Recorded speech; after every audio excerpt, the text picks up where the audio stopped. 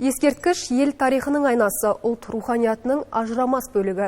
Тарихи тұлғалар мен мәдени мұраны ұлықтау мақсатында орнатылған мұндай нысандар өткен мен бүгінгі жалғап тұратын құндылық.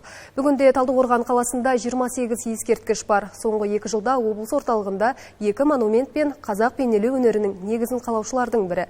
Әйгілі суретші Әбілхан Қастеевтің ескерткіші бой көтерді.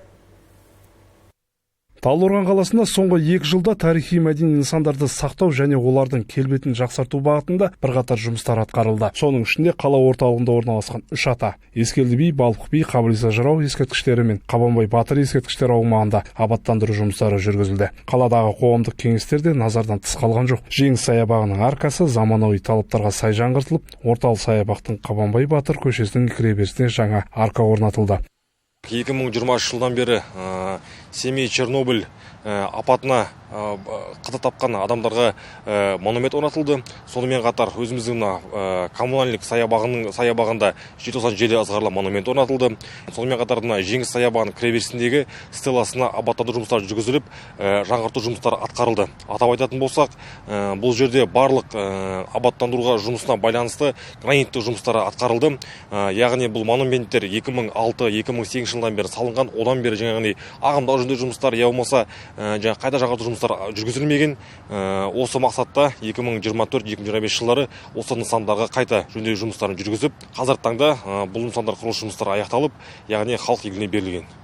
Жауаптылардың айтуынша, ескерткіштерді жаңғыртумен қатар абаттандыру жұмыстарына бюджет тарапынан 300 миллион теңгеге жуық қаражат бөлініп, толығымен игерілген. Сондай-ақ мамандар бұл жұмыстар қаланың сәулеттік келбетін жақсартып қана қоймай, тарихи мұраларға деген құрметті арттыруға бағытталғанын айтады. Себебі ескерткіштер өткенді ұмыттырмайтын, өскелең ұрпаққа тағылым беретін рухани құндылық.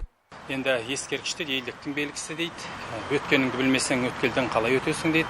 Ат жалында туылып, ер үстінде ер жетіп, түбірлі тарих сахнасында бірде сақ, бірде ғұн атанып, алтыннан әбзел тағынып, өркениеттердің көшінде өз әмірліктерін жүргізген батыр бабалардың ұрпақ екенімізді білдіретін ол тағы да ескерткіш болады.